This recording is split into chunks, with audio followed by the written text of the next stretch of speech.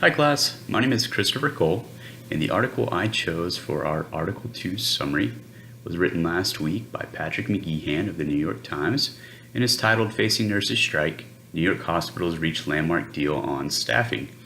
I chose this particular article because it does hit close to home. I'm actually part of a healthcare staffing agency, and just this year we chose to start covering potential nursing strikes.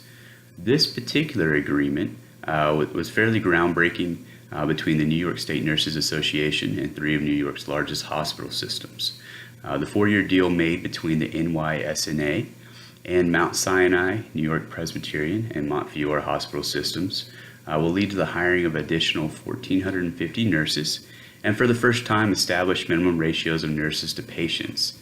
In addition, the contract will call for an annual pay raise of 3%, filling around 800 vacant jobs and spending close to $25 million a year to hire additional nurses. Just days before the agreement was made, more than 10,000 nurses employed at the three New York City hospital systems had threatened to walk off their jobs and go to strike. Though this agreement only applies to the three hospital systems listed, members from the NYSNA strongly believe this ruling will affect upcoming negotiations with several other large hospital systems within the city.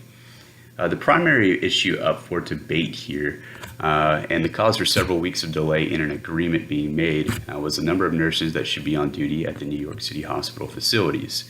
Nurses have argued that having too few nurses leaves patients at risk, while hospitals have countered with their need to make several staffing decisions based on patient needs, and they should not be bound by rigid nurse-to-patient ratios. In 2003, the state of California actually implemented a law requiring hospitals to maintain specific nurse-to-patient ratios.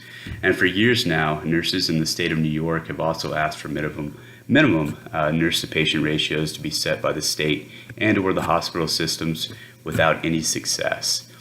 To this day, no other state has successfully passed a law requiring the hospitals maintain specific ratios of nurses to patients, though some states do require hospitals to post their staffing ratios for patients to see. Although the nurse-to-patient ratios the three hospitals will adopt have not yet been decided, they will be done using an outside mediator. Ultimately, outside mediation would allow the nurses a forum for airing grievances about management's compliance with the agreed-upon ratios. Moving forward, this particular agreement between the nurses and hospitals will hopefully set the grounds for more cooperative process for deciding how to deploy nurses and the employees who support them in caring for patients. Hope y'all enjoyed the article. Hope y'all have a great day.